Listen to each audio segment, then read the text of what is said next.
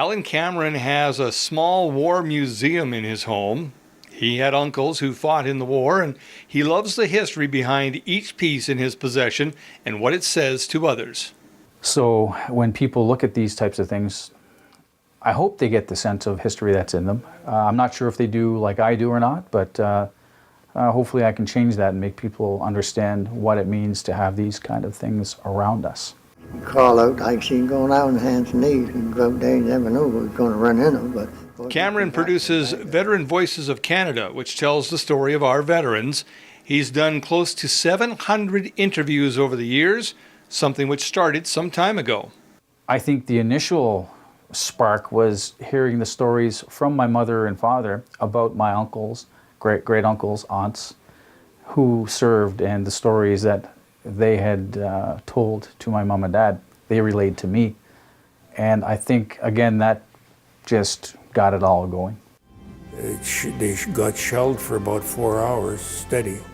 He says even though many of these stories are about the same event, each one has its own special flavor which he tries to draw out. Each one of the veterans I've interviewed so far has a copy of that interview and their family. The family sees their dad's perspective or their great uncle's perspective or their aunt's perspective.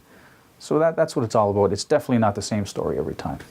A sad but real note to this production is the fact Canada is running out of war veterans for him to interview.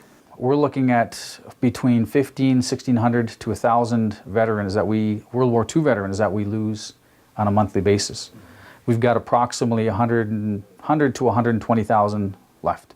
You just have to do the math on that, and you know how soon it's going to be when we have no one left to talk to. He feels what he does, allowing these vets to tell their stories, is a real privilege. When you watch one of these veterans, you see these guys and girls. I mean, they transform into an 18 and 19-year-old right in front of my face, in front of our faces. They're back there again, and for the good or the bad, they're back there again. But it's pretty amazing to see that. And the reward for having this privilege to talk to these veterans is quite simple. When I get a thank you from a veteran that I've interviewed, the family that of the veteran that I've interviewed, that says to me that this is important. And picking this grenade up and... We remember, in Red Deer, I'm Jim Claggett. And it went off in my hand. And that was the end of my career.